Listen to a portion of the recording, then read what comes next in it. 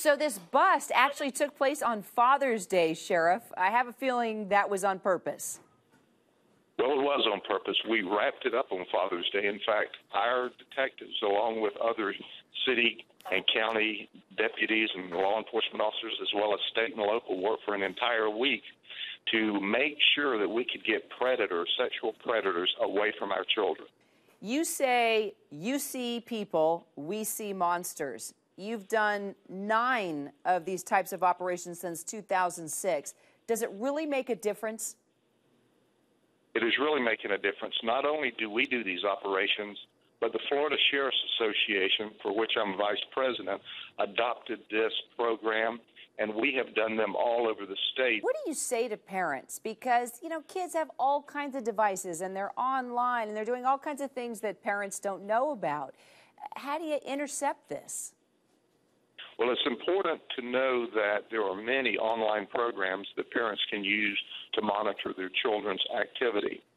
And there is no constitutional right for a child not to be searched by their parent. In fact, parents have an obligation to make sure that someone's not trying to groom their child. And I know parents say, oh, my child would never do that. Well, the child, you know, wouldn't do that.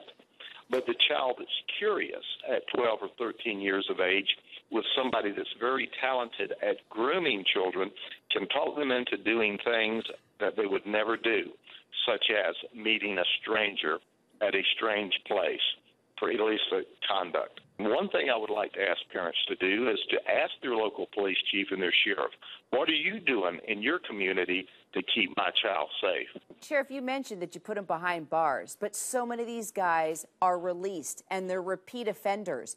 Why are they even allowed back on the streets?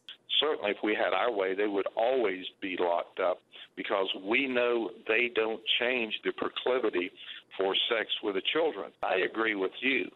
Where we'll make a positive difference is when we lock these folks up for 25 or 30 years, because the only reason they haven't sexually battered a child is because we were proactive and got in there ahead of them and arrested them. And that's what's important. That's why every community has got to band together with their law enforcement agencies and their prosecutors and their judges and say, we want tough sentencing.